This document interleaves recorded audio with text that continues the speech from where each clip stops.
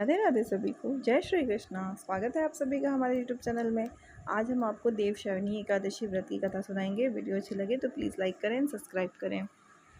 एक बार युधिष्ठिर ने भगवान श्री कृष्ण से आषाढ़ शुक्ल एकादशी की व्रत विधि और महत्व के बारे में बताने का अनुरोध किया।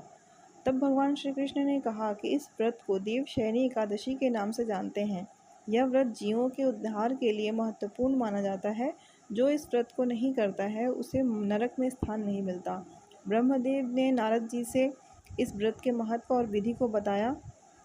एक बार युधिष्ठिर ने भगवान श्री कृष्ण से आषाढ़ शुक्ल एकादशी की व्रत विधि और महत्व के बारे में बताने का अनुरोध किया। तब भगवान श्री कृष्ण ने कहा कि इस व्रत को देवशयनी एकादशी के नाम से जानते हैं। यह व्रत जीवों के उद्धार के लिए महत्वपूर्ण माना जाता है। जो इस व्रत को नहीं करता है उसे नरक में स्थान मिलता है। ब्रह्मदेव ने नारद जी से इस व्रत के महत्व और विधि को बताया था। वह तुमसे कहता हूँ। इसकी कथा कुछ इस प्रकार से है। कथा के अनुसार एक समय में एक महान राजा माधंता थे, जो बहुत ही दयालु, धार्मिक, प्रतापी और सत्यवादी थे। वे अपनी प्रजा की संतान की तरह सेवा करते थे, उनके सुख और दुख का ध्यान रखते थे। उनके राज्य में सभी खुशहाल थे। एक बार ऐसा समय आया कि लगातार 3 वर्ष तक बारिश नहीं हुई, जिसके कारण फसलें बर्बाद हो गईं और अकाल पड़ गई। उनकी प्रजा त्राही त्राही करने लगी। एक दिन प्रजा ने राजा से गुहार लगाई कि आप इस स्थिति से बाहर आने का कोई उपाय करें।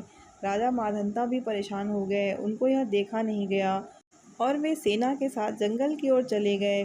वे काफ़ी दिनों तक यात्रा करते रहे और तब जाकर ब्रह्मा जी के पुत्र अंगिरा ऋषि के आश्रम के पास पहुँचे। वे आश्रम के अंदर गए और अंगिरा ऋषि को प्रणाम किया। तब अंगिरा ऋषि ने उनसे आने का कारण पूछा। राजा माधंता ने अंगिरा ऋषि से कहा कि अकाल के कारण उनकी प्रजा परेशान है। अन्न का संकट उत्पन्न हो गया है। चारों ओर हाहाकार मचा हुआ है। बारिश न होने से यह स्थिति पैदा हो गई है। इस संकट से निपटने का कोई मार्ग बताएं। इस पर अंगिरा ऋषि ने कहा कि आपको आषाढ़ शुक्ल एकादशी का व्रत विधि विधान से करना चाहिए, जिसमें भगवान विष्णु की पूजा करनी है। अंगिरा ऋषि ने कहा कि इस व्रत के करने से भगवान विष्णु प्रसन्न होंगे और आपकी मनोकामना को पूरा करेंगे। आपके अर्जित पुण्य से राज्य में बारिश होगी और अन्न का संकट दूर होगा। प्रजा फिर से खुशहाल हो जाएगी। जो भी इस व्रत को करता है उसके संकट दूर होते हैं, उससे सिद्धियों की प्राप्ति होती है।